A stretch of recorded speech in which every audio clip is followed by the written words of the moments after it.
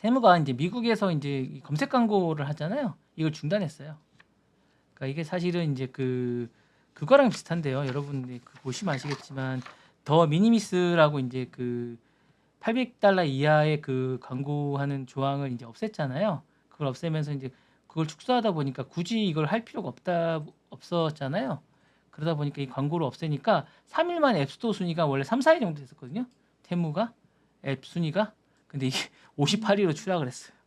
이 어느 정도의 어쨌든 이 큰지를 검색 광고 순위가 큰지를 알게 될 것 같고 트럼프 이기의 어떻든 강경 대 중국 정책이 어쨌든 이게 얼마만큼의 한 기업의 순위를 왔다 갔다 하게 하는지를 알 수 있으니까 위시만큼 확 떨어졌습니다. 그래서 이렇게 됐고 이제 이게 통관 허가를 축지시키면서 이제 폐지를 했습니다. 광고를 안 하게 되면서 이제 58위로 3일 만에 떨어졌고 이제 더 떨어질 겁니다. 100위 밖으로 떨어질 가능성이 높고요.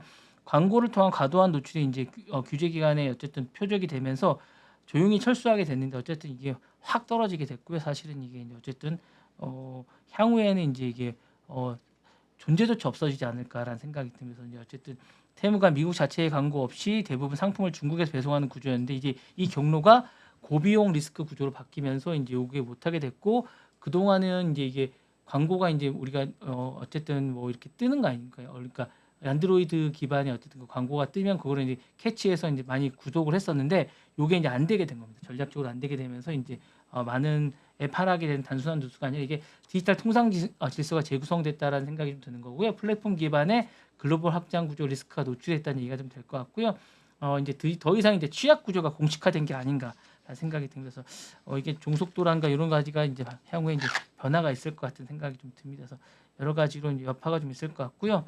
중국 앱들이 이제 이런 거에 대해서 여러 가지로 이제 확장이나 이런 전략을 재검토할 때가 된 게 아닌가라는 생각이 듭니다. 그래서 이런 부분이 되면서 이제 향후에 여러 가지 변화가 좀 있을 것 같아요. 미국 내에서 여러 가지 변화가 있습니다. 디지털 마케팅이라든가 이커머스 전략이라든가 어쨌든 플랫폼 의존성이라든가 이런 것들 지표라든가 이런 것들이 많은 변화가 있지 않을까라는 생각이 들면서 이런 테무 사태는 사실상 광고 실패가 아닌 플랫폼 주권이라든가 미국 통상의 어떤 질서 리셋이라든가 이런 변화의 어떤 서막이 아닐까라는 생각이 들고요.